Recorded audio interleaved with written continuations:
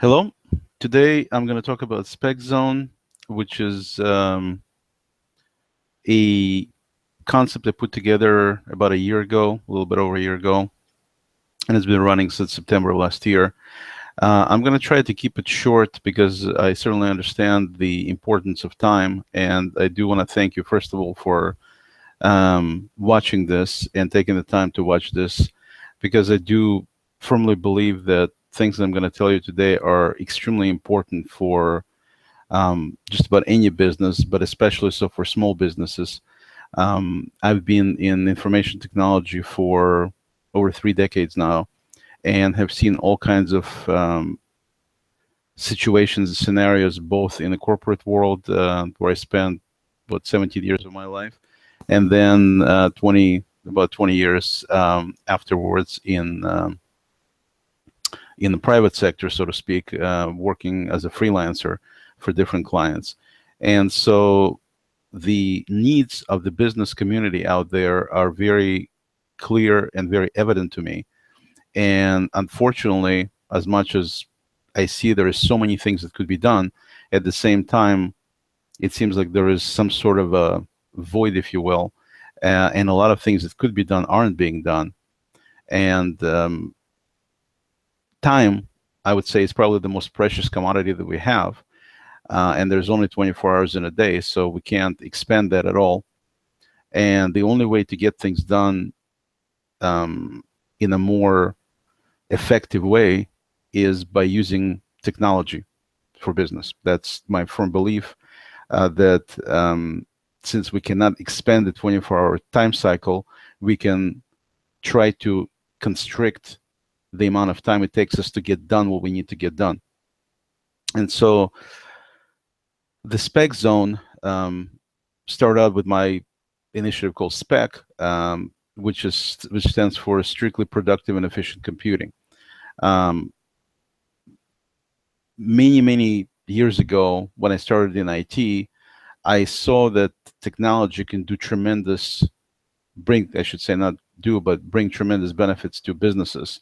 And that's why everybody out there who is in business uses computers, uses the internet. That's exactly why. It's because of tremendous benefits technology brings. And for any business to be effective, it needs to be efficient. And if you want to be efficient, you have to use technology. There's just no other way to get around it. And so the problem, most of the time, from what I could see, has to do with people. Not that they're adverse to technology. Some people are, but for the most part, people are not. But it's knowing what technology to use, when to apply it, and how to apply it correctly. That's usually the problem. And also taking the time to learn, because technology isn't anything magical. But at the same time, like anything else, nobody is born knowing how to ride a bike. You need to actually take a little bit of time to learn, and then you're able to ride a bike. And that's true of anything we do. Anything we do in business, anything we do in life, we're not born knowing or being able to do anything practically, with a few exceptions we're not going to mention here. But for the most part, we don't. And the only way it works out later on is because if we take time to go ahead and learn and then do it. The problem is that, again, there is no time for most people. Everybody's running around like crazy in their businesses, putting out fires here and there. This needs to get done. That needs to get done. Joe just called, and Mary's on the phone, and John is in Tampa Bay this weekend, and he needs to get these reports. And so it's a constant running around, constantly trying to figure out what should be done, how to put out the next fire. And using technology for things like communication, for example, which is a simple example to use, it makes things incredibly more capable and more, versatile as well, but at the same time more efficient. I mean, is the best word to use, than using the older style tools and things that people used to do to communicate. For example, right now you're watching this video. It doesn't cost you anything to watch it. It's on YouTube. As long as you have internet, which costs a little bit, but not that much. Basically, it's like a free service. And I'm able to communicate my message to you just like you're able to sit down, record easily a video like you see here, for your potential clients, for your existing clients, for your vendors, that gives them information, for example, that they normally typically ask for. And if you had that video done, then instead of you taking the time on the phone, being interrupted in the middle of whatever you're doing, people asking you the same questions over and over and over, you could just have this video available off your website, of your blog, on social media, wherever you want to put it, and people are able to then go and get the same exact information time and time again, now not taking any of your time, not interrupting you in the middle of something on the phone, and at the same time the message gets across. And of course, it's one way to hear somebody on the phone. It's a totally different impact that you would have on people when you're talking to them like that, looking in their eyes and talking to them directly. So communication is definitely something technology can do tremendous, I mean, bring tremendous benefits to any business.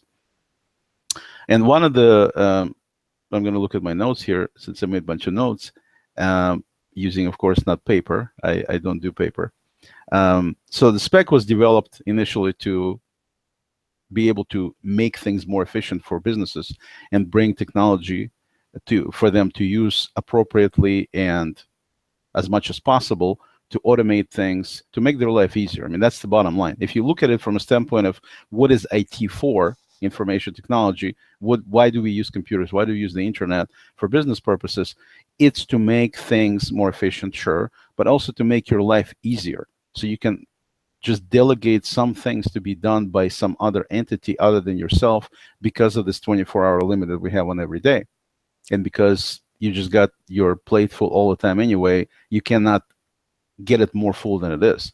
So if there is something or somebody that can do it, in the past, people would hire people to handle, bringing coffee and doing this, doing that. But, most small businesses don't have the money to hire that many people. Plus, it's very inefficient too.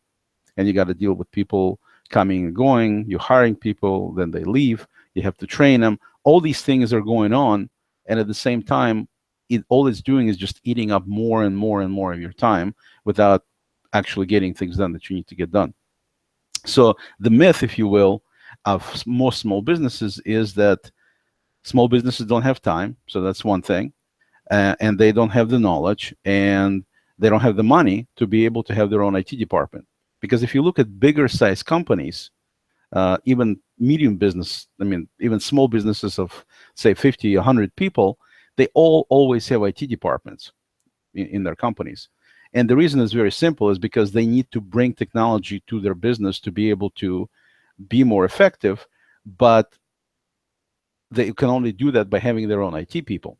Because I have many videos that I recorded with different information, tips, training, all kinds of different things that show you how you can make things better when it comes to your personal and business use of computers and technology.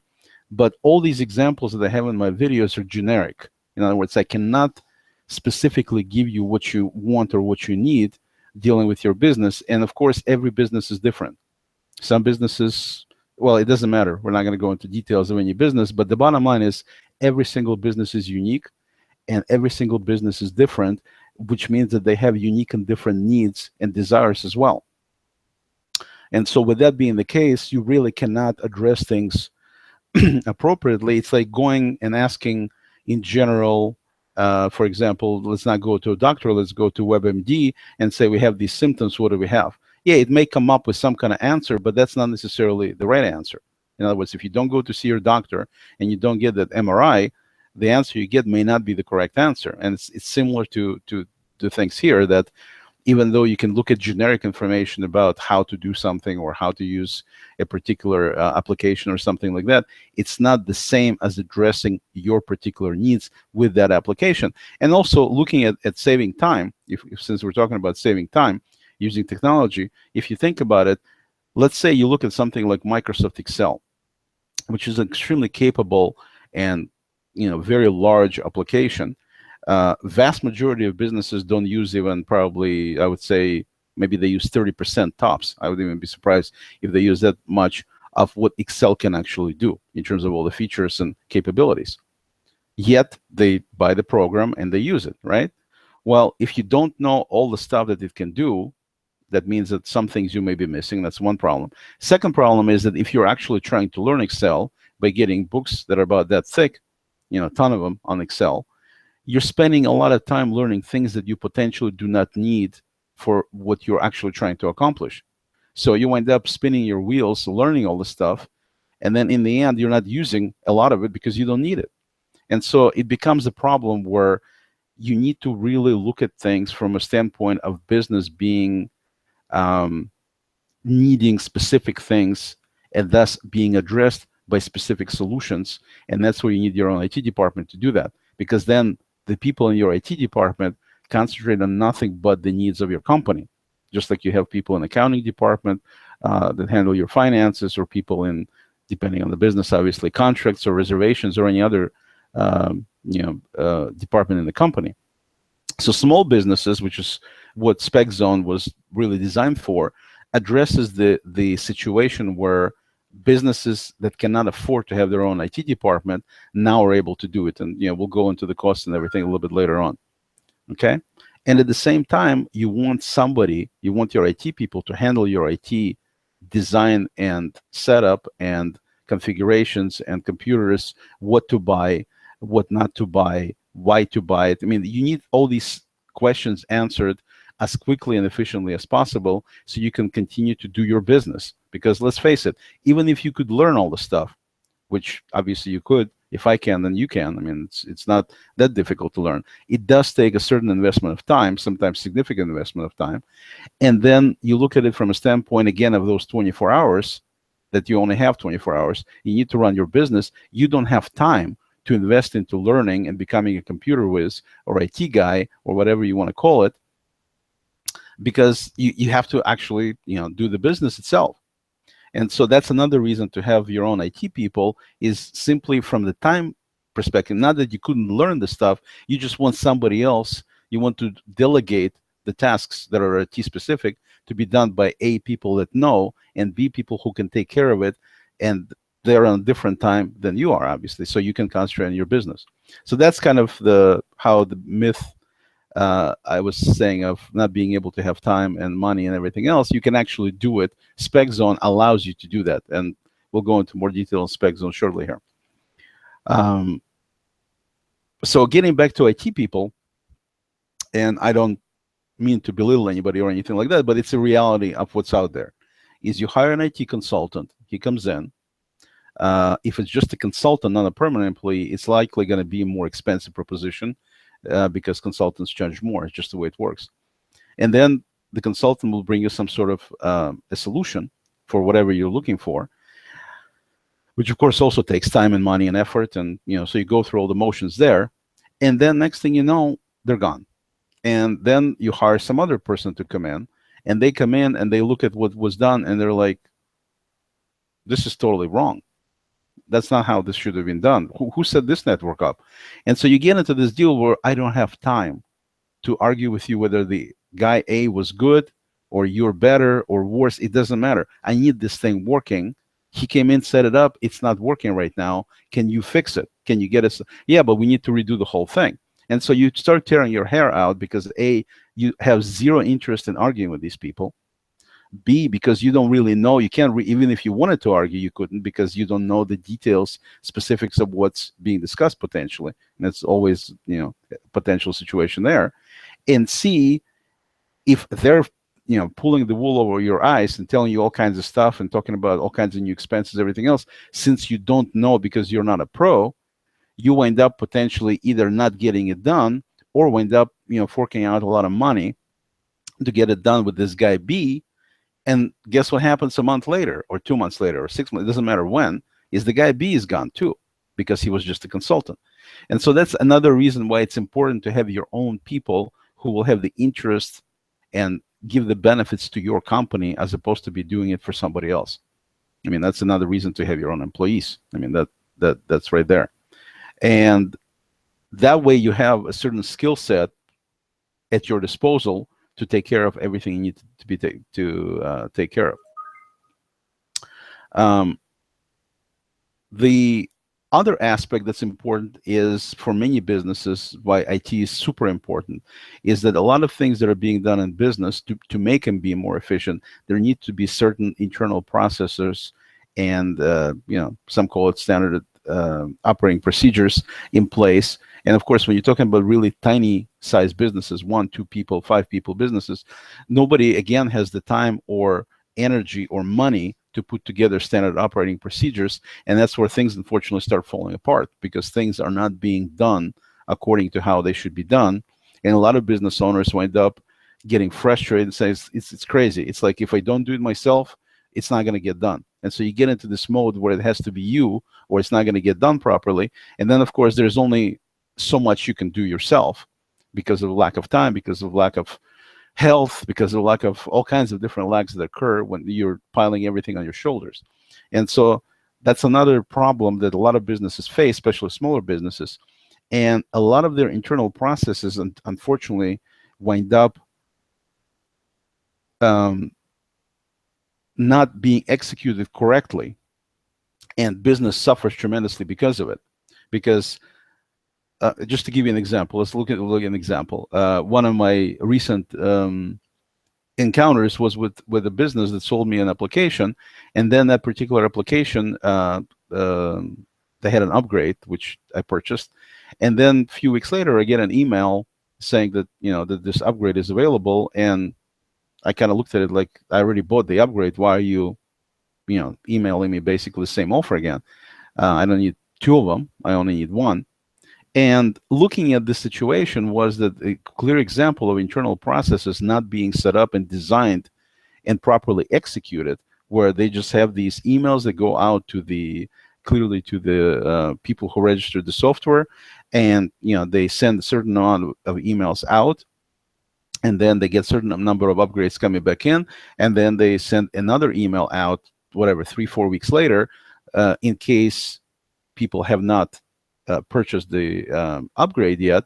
Then maybe once they get it the second time, because they missed it, because they didn't see it, they didn't have time, now maybe they'll order it. It's not a bad concept on the surface, but execution of it is extremely horribly done from IT perspective, because they wound up potentially looking, or they looked like they were going to charge me twice, because I could easily order the upgrade the second time and nothing would stop me. So if you look at it from that perspective, you immediately, as a customer, get bad vibes, thinking, why are these people attempting to charge me twice?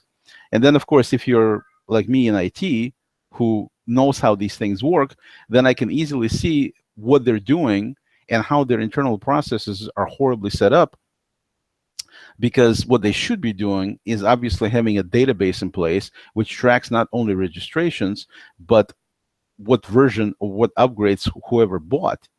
And then if they tracked it, then they would know that when you do this mass email, you don't just send email out to all your customers X number of times, hoping that every time somebody else would do this. What you want to do is you want to set it up in place in such a way whereby there is a system that tracks, kind of like AI, if you will, miniature AI in this case, that says, I'm not going to send email to somebody who already upgraded. Is basically English version of saying it, which is not that difficult to set up if you know what you're doing. And that way, I, as a customer, do not get an email second time. I do not get my bad vibes, even though this is a good application. I like what they've done with the application. It leaves a little bit of a sour taste in my mouth that these people are not doing what they should be doing in terms of customer service and the execution. And so when it comes to me recommending that software to somebody else, I'm going to think twice, because they should not be doing this kind of stuff. Okay, so that's one little example. Another example of internal procedures being completely mishandled would be a friend of mine, David Amerland, yesterday put a post about this LinkedIn gentleman that put a post on LinkedIn saying that they're offering some kind of report that he was interested in. Okay, so he goes ahead and opts in because you were supposed to put in your email address, which makes sense. I mean, number one, if somebody is going to give you something for free, usually they want something back. Most of the time, they want your email address so they can communicate with you. So if you don't want to give your email address, then you're not getting the report.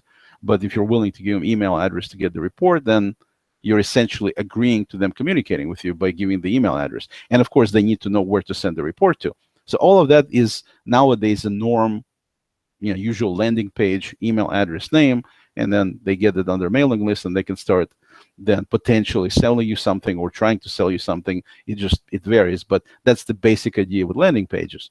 Well, where this person royally screwed up, you know, is with their internal processes, where they set it up to go ahead with the post saying that we have this report for you, but the back end of it wasn't handled at all, because David not only not did not receive immediately his report, but later, hours later, I should say, he also put another comment on social media saying he still doesn't have it. And this is a big no-no, because if you think from the computer stand, from not computer, from IT or technology perspective, it's the simplest thing to do. Because as soon as you get, if you get it set it up, if you set it up right, as soon as you get an email, or you get some sort of indicator with information from that person in the database saying that they just opted in, you simply have a process in place that automatically emails the person the report that was supposed to be mailed to them, and you can set it up in a completely automated fashion. So think of it as, in the old days, they used to do fax on demand, where you call in, punch in the code, and immediately you get fax back. You can do the same kind of thing with emails these days easily. If you know, again, if you know what you're doing, you can set something like this up, and there's, you can program a custom approach to doing it. Bottom line, it's not that difficult to do. It needs to be set up, and once you set it up, it works, going forward for everybody. Anybody who opts in, they automatically get this report as an attachment in a nice email. Beautiful. Works, within seconds. He should have had it. He didn't. And so now he actually put a post on social media about this particular gentleman saying he did not get the report. Now he feels bad about giving his email address for potential spamming afterwards. It's if this company is not reputable enough to send the report as they promised, then there's nothing that says that they won't sell David's email address to anybody or send them all kinds of spam, or try to push whatever they want to push on him. And so this is where you get into the territory of trust with your customers and potential customers. And this is where this guy completely fell on his face. And why? Because of a simple thing that wasn't set up IT-wise to get the autoresponder set up so the email with the report goes back to David immediately as soon as he opts in. Okay? And now you're getting, these bad vibes going on social media. And David is not the kind of guy who usually would badmouth anybody, and he didn't badmouth this guy, but he did indicate exactly what transpired, which of course is a negative story about this particular gentleman. And so this is the kind of stuff that happens all the time when people write reviews, especially with us living in the world of Google reviews and Yelps and everything else like that.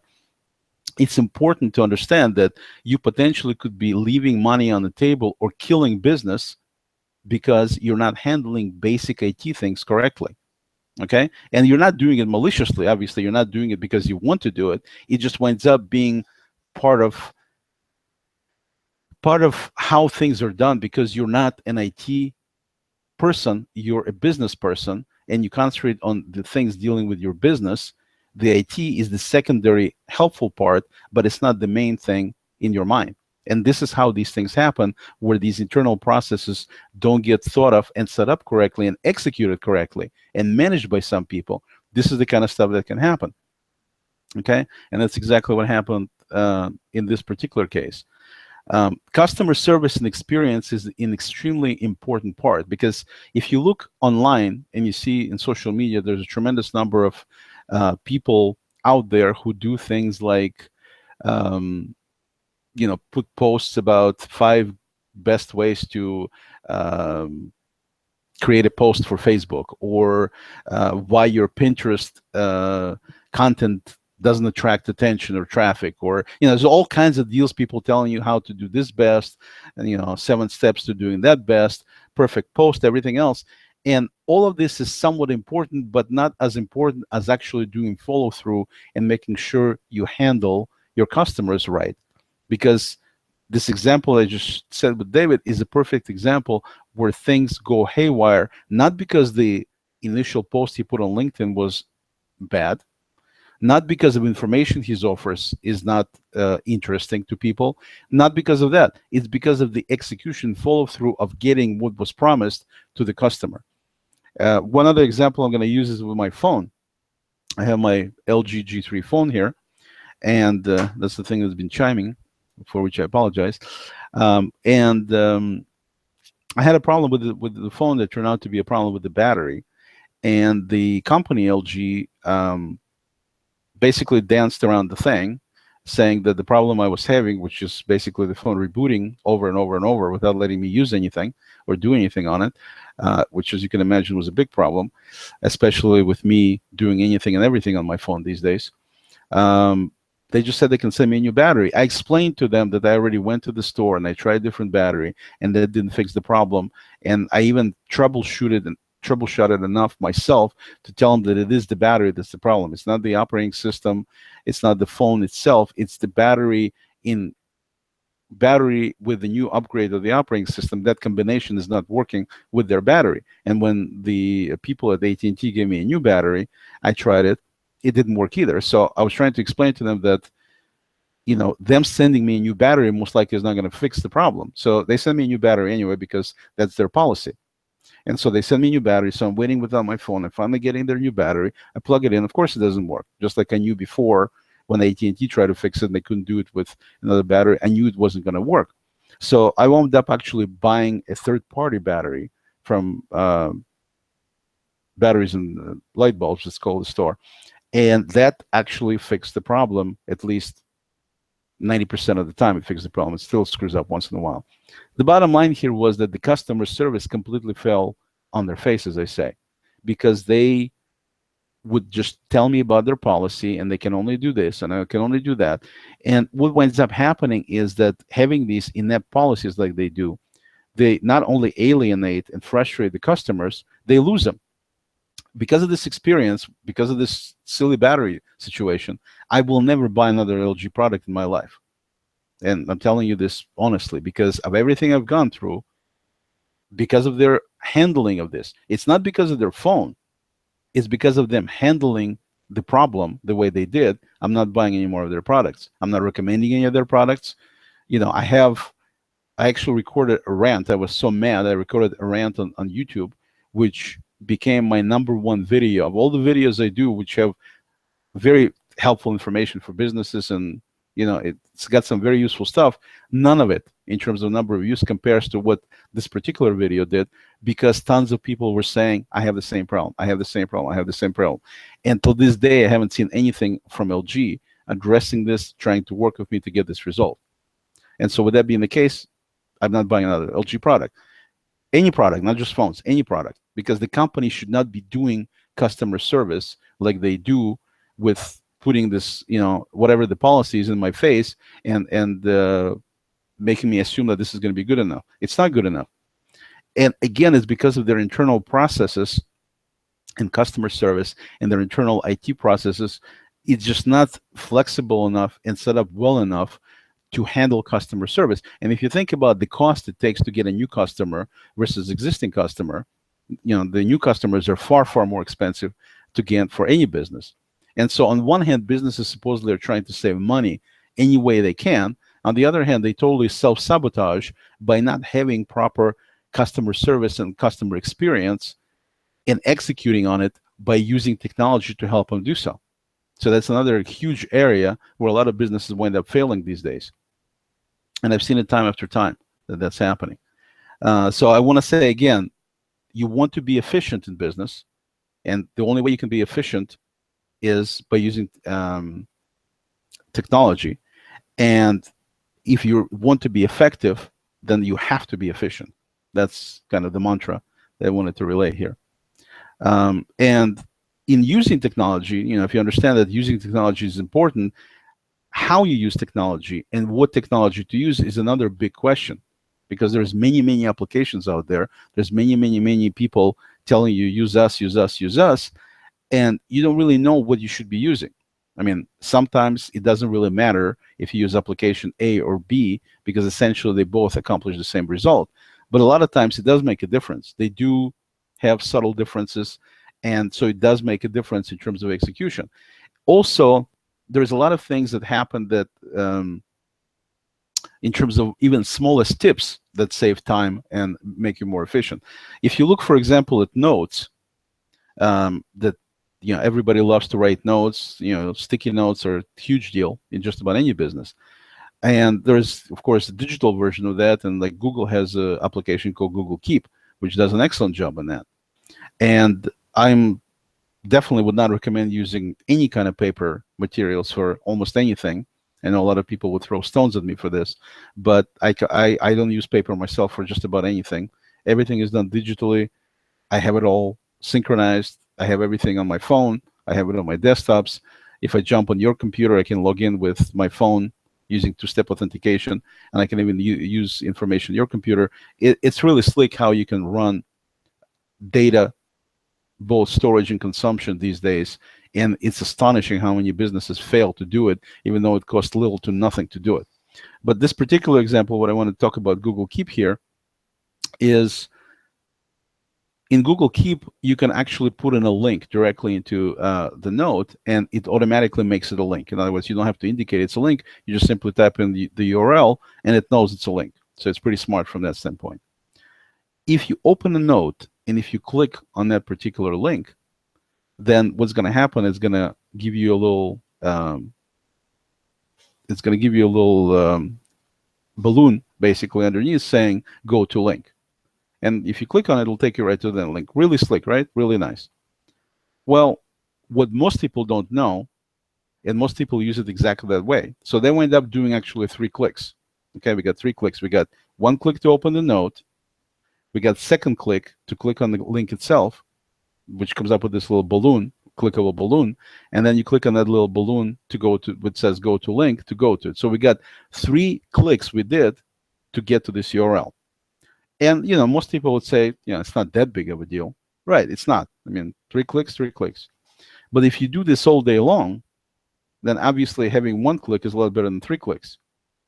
And so for a lot of people, they don't know that if you do not open the note, if you simply click on the link, as you look at all the notes in front of you, it'll take you to that link immediately with just a single click. So here's an example right here where you could potentially save, not potentially, you definitely save 2 clicks for every link you're going to. And if you have the kind of business that you're running where you have to do a lot of this kind of stuff, where you have to take a lot of notes, there's a lot of linking going on to different websites and things like that, whether for research purposes or for purchasing purposes, whatever it might be. Doing 1 click versus 3 clicks certainly saves you, I would say, I don't know, a second of time, maybe more than that, depending on how fast you are. Okay.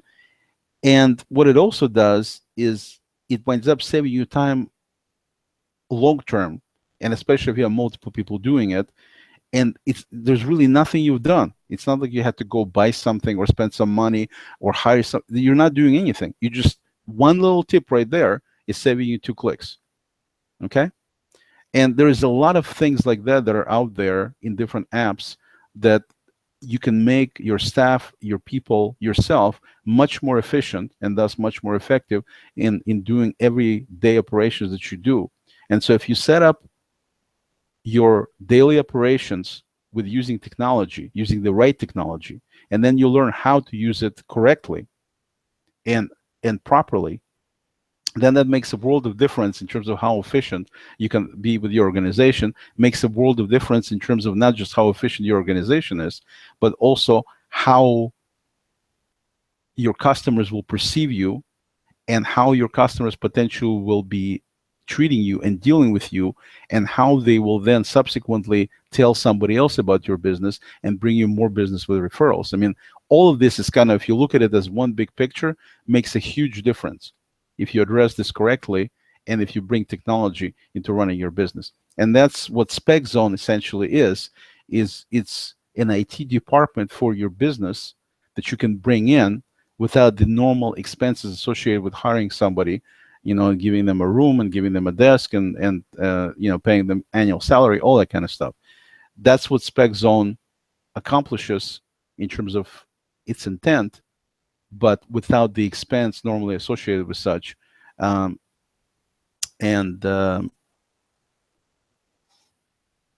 so with that, before we get into the actual pricing, I think you get my point. I don't want to belabor the things, you know, too much here, because as we said, time is short. I'd like to bring Mark Barras, to say a few words. He is a gentleman that I became familiar with through Google Plus, and we started interacting in Google Plus. And subsequently, when I launched SPECzone back in September of 2015, he was the one of the first people to sign up for membership, and he's running a business where people. He helps people with a number of different problems. He helps people who want to quit smoking. He helps people who want to lose weight, and he's using a very kind of interesting and unique approach to doing that by using hypnotherapy, where he works with a bunch of partners of his to be able to provide people with these services. And it's really cool how he helps so many people by using technology. In this case, also, it's using technology to initially get them in, and then in some cases, some of these clients actually use online approach, both audio and video, to do some of these therapy sessions like that, which is pretty unique and pretty cool. So without further ado, Mark has been a member since September last year, for a year now. And I'll just turn it over to Mark. Hello, Mark. I think you're muted. I can't hear you. Still can't hear you.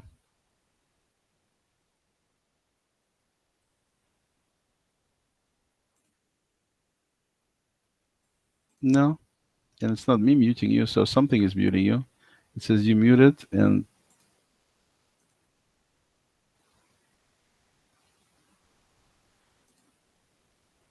for some reason I can't hear you.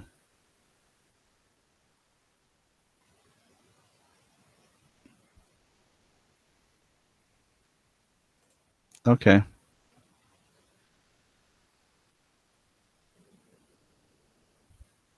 See, even we have technical difficulties at times.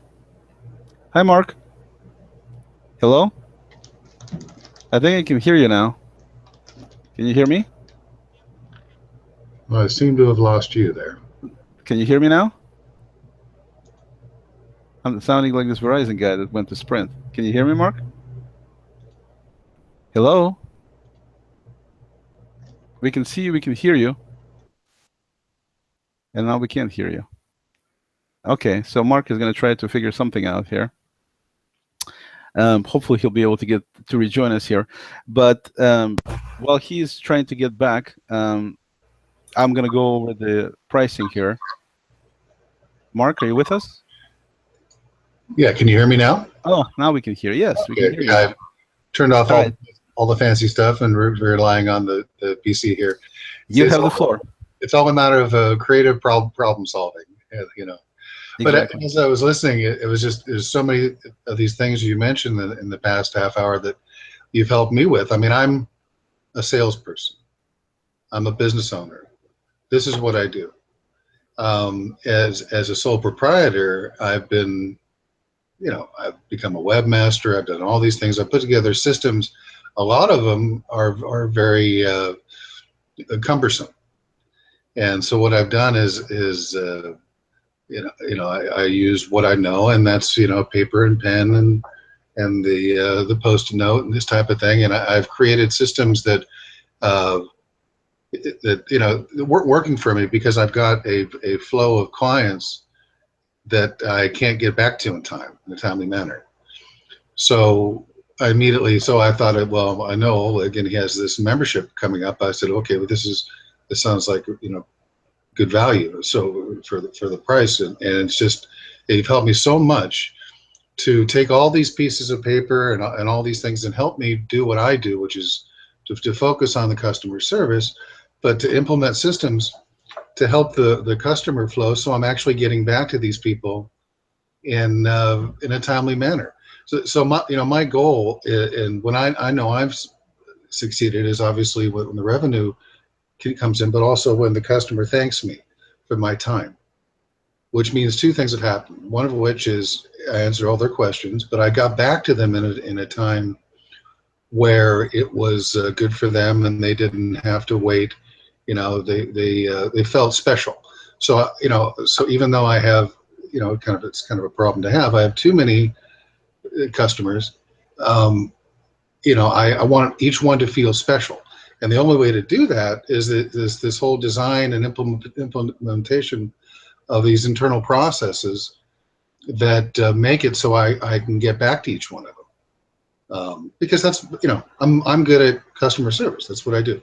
I'm not good at setting up systems and simplifying systems. I'm good at making systems more difficult than they should be. So this is by definition what the greatest thing I've received so far from Oleg's help is I've got simplified the systems so I can focus on what I do, and so there's a lot of value for the membership. I think that's the key. In time saving time. That's the most important thing I wanted to mention. Okay. Thank you, Mark. Appreciate it. Certainly. Anything else, or that was it? Oh, well, mostly that's what it is. It's the digital processing. I mean, there's a plethora. You've taught me. There's a word for you, right? Plethora of free tools that are available. I mean, you showed me a couple that were, just invaluable. Keep is number. I mean, I can mention several of them, and my CRM that you have me using, this Google Keep, and it's not just okay, oh, here's a product you can use, and here's this. You also are very extremely helpful with all the updates that come out with the products, and as they continually update these things, you'll bring up something that I didn't even know that the product did. And so I might miss all these updates, and it's you stay on top of the technology, so I can stay on top of the customer service, and that's pretty much it, and then help me implement the systems. Yeah, and I can't, thank you again. I can't, overemphasize the importance of synergy of business and IT working together. In other words, Mark knows his business better than any IT guy out there, obviously including myself, because that's what he does. That's what he is in. It's if you don't know what you're doing running your business, you're not going to be running it. So typically you as a business person is the person who knows the business the best. Then when somebody comes in from the IT perspective, who hopefully knows what they're doing, then they bring the IT expertise, but it needs to be a synergy of the two. Because IT guys, including myself, can give you ideas about software and hardware and networks and what you should do and what you should try to stay away from in general sense. But until there is the synergy between your specific needs and wants and how your business runs, and explaining some of the details to get the IT person to understand what your specifics are. In other words, it's something that's very different for each business. And I don't want to give you any specific examples, but I'm sure you understand what I'm talking about, that the specificity of each business combined with IT savvy and using the appropriate technology, that's where the magic happens. So it needs to be, both of these camps need to be together. And this is the thing that Mark was talking about, whereby as we talk about his business and what he's trying to accomplish, the wheels in my head immediately spin saying, well, this thing could be done in a more automated fashion, or this could be done using this particular app. So there's a combination of things going on. On one hand, I bring to him some of the new technologies and some of the new possibilities in general that I think would be good and more efficient for him to use. But at the same time, as he tells me about what he's doing business-wise, immediately some, red flags go in my head, not red flags, but light bulbs, I should say, go in my head saying, okay, he could probably do this, which would make it easier for him or make it better for him. And in some cases, we actually came up with working together with some programming that I did for him to specifically take care of certain things the way he wanted it done, which wasn't done very efficiently. So we actually reworked it and I reprogrammed it so it would work more efficiently. And we streamlined the whole process of how he does it. So we're not changing his business in terms of fundamentally changing what he does. He's doing the same thing he did before, but we're just streamlining things and making them more efficient and making it easier for him and trying to automate whatever is possible. I usually say that, there's three things that when people come to me, clients, whether it's in SPECzone or outside, doesn't matter, is looking for three things. You want to look at things that are complicated. You want to look at things that are repetitive, and you want to look at things that are difficult to do. So if you look at those three categories of things that you need to do every day, and you can come up with a list of these, those are the first things that you should be addressing using technology to make your life better and make it easier and make it more cost effective. Okay? Any combination of those is fine too, but that's not as, it's not going to have the same impact as when you look at all of these three. And of course, manual labor. That's the fourth element that's true of anything, that anything you're doing manually needs to be looked at and determined if that's something that should be addressed using technology and or automated, because, again, anything that you're doing right now, if it takes you 3 seconds every day to do something, then probably spending some money and purchasing some apps and things like that is not a good idea, because you're not saving that much. But if we're talking about something that takes your employee or you an hour on a daily basis, then you look at it from that perspective and you think, okay, well, if it's an hour every day I can save, that's a fairly significant amount of time, especially over time. So in that case, of course, it makes sense to address it and come up with a better solution. So that's, like I said, the synergy between the IT and the business, and coming up with solutions based on what the business owner says and based on what technology is out there. And of course, like Mark said, I do try to keep up with technology on a continuous basis by reading all kinds of publications and basically staying with it, because the technology moves constantly at a very rapid pace, and there's no such thing as somebody telling you that this guy knows everything. There is no such thing. There's just too much to know. But at the same time, there's different levels of how much you do know and how much you can participate and help, and that's where we certainly try to do whatever we can to make sure that we don't miss anything. And certainly anything of even decent significance gets to the top of the heap and potentially given to clients and working with them in terms of training and this and that. So let's talk about this for a second. So what actually happens with SPECzone if you become a member? So first of all, it's a membership thing. So you become a member, you pay a monthly fee to be a member, and then what it does, it gives you a certain number of it basically gives you essentially about an hour a week of time that you're going to be spending on IT-related or business-related things to go with IT. So it's supposed to be like an IT department. Like if you think about having an office somewhere in your building, which may be your house, doesn't matter, and then you have your IT people, that's essentially what it is. So at any time, you can just jump in into chat and say, Oleg, we have this such and such thing coming up, or we have this need. Can we discuss this in the next meeting? Fine. So there's this quick little deal. Or you jump in and say, I have this question. Do you know if I buy this or if I do that? So I give you an immediate answer. So that's one thing, is just these ad hoc questions and answers and quick preps for next meetings anytime, as many as you need to have, not a problem. And usually we use Google Chat. Google Hangouts, actually chat, and but we can use Skype. There's all kinds of different ways to do it. Then, in addition to that, to these basic questions and answers, like you would walk into your IT department, additionally, we spend an hour every week, and the idea there is very simple. You're working at least 40 hours a week. If you're in business for yourself, you're probably working a lot more than that. It's important to be consistent and continuously dedicate some time to making your business more effective and more efficient using technology. That's where this hour comes in, because the job of that hour is to address nothing but these needs and these desires dealing with your business when it comes to technology. At the same time, it needs to be a continuous thing, meaning that if you simply get together and you get something done and then everybody goes away until there is a fire somewhere, it's really not a good approach to running business if you're just constantly reactive, because sometimes you can have potentially disastrous results using that approach. It's much better to be proactive and get things done so you don't have to put out any fires. And that's definitely a much better approach. So the idea here is on a weekly basis, you spend 1 hour. Time is short. We already said that.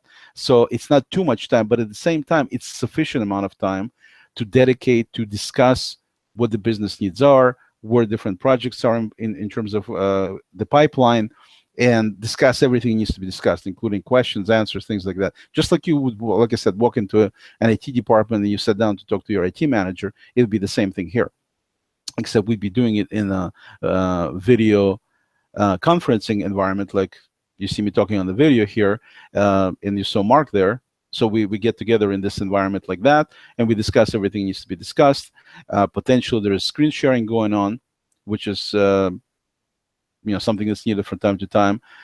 Some of these sessions involve training. In that case, definitely there is video going on. I usually record these things on YouTube, so the actual member of SPECzone that was participating in that particular recording can watch it over and over if they want to afterwards. So you don't have to worry about, oh my God, I forgot what did you say last time we met. You can always watch it again. So these videos get stored permanently, basically, so you have full access to them. And so it's a way to get together, to brainstorm, to get some training done, all these different aspects of running business with IT in place wind up happening using this video conferencing, using this chat type environment, and they happen every week. And the way I usually do it is we do 20 to 30-minute sessions, 3 times a week, basically.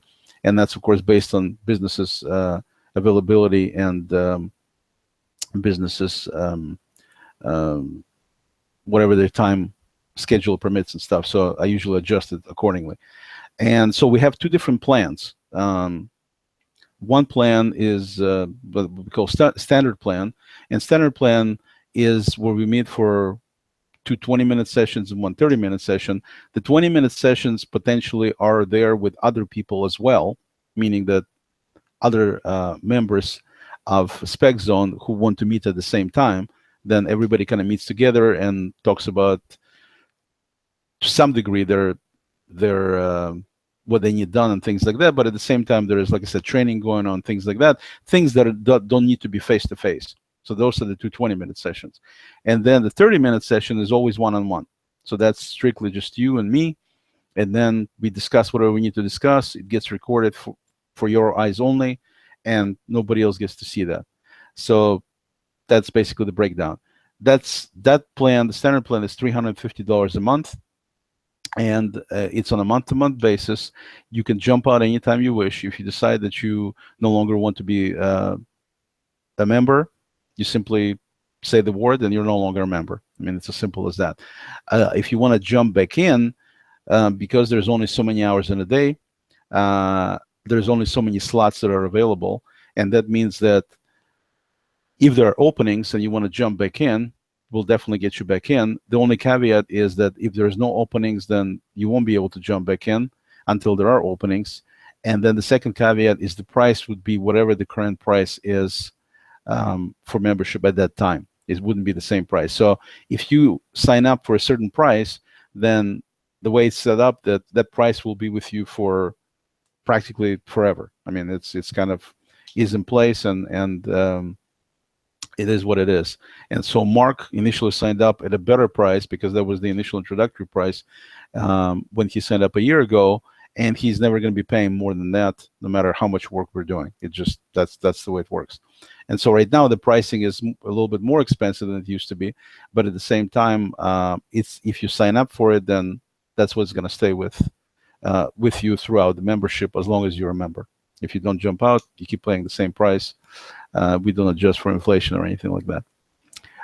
So that's pretty much it. The $750 level, that's the level where you get about hour and a half every week, strictly one-on-one. So we break it down to these multiple sessions as well, but it's strictly one-on-one, and essentially it's like you having exclusive access to me for that amount of time on a weekly basis, and you have your own IT department. So either way, you have your own IT department. It's just this way, it's always one-on-one. The other approach is potentially have a few sessions with some other people, and then you also have a 30-minute session with directly one-on-one with me on a weekly basis. That's as simple as that. No more complicated than that. With that, I'm going to finish up here by I'm going to jump into this little slide I have. Let me see here. Yeah. So I'm going to go ahead and show you a screen here, right there. And if you have any questions or comments, I'm going to have this 15-minute video conference from the Google Space that I set up for this HOA, and that's you can also enter questions or comments in there, and the URL to the HOA is on the right side there for the Google Space. And for those who don't have Google Space capability yet, which would be the Google Apps people, you can get into the same video conference using the URL on the left, which says right there at the bottom, appear.in/PCS-works. So if you go there, it'll also get you in there. And we're using Google Space because it's got very substantial capabilities now to be able to really communicate and exchange information and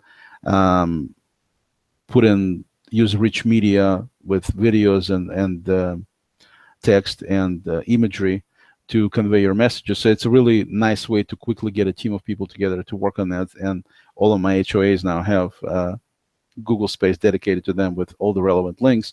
So if you do have access to Google Spaces, you can get to them using the URL up there on the right. And if you want to jump into the video conference in a few minutes here, you can jump using the either link directly from there or the link on the left side.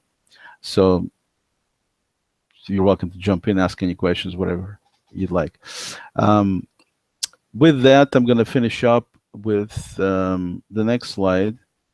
And if you're wondering how you can get started with SPECzone, you can use your phone to scan this QR code right there on the left side, and they'll take you to a form which you can fill out, a registration form, and you can get started that way.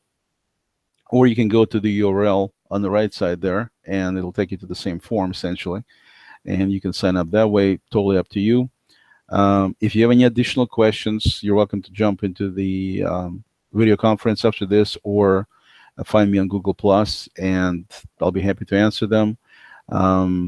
If you'd like to ask Mark something, hopefully Mark won't mind.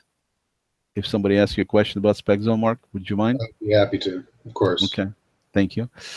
So you can certainly ask Mark on Google Plus. And with that, I think we pretty much covered everything. So I thank you for your time, and feel free to check out my videos that are free on YouTube. There's a lot of useful information on the PCS channel. And thank you. Thank you.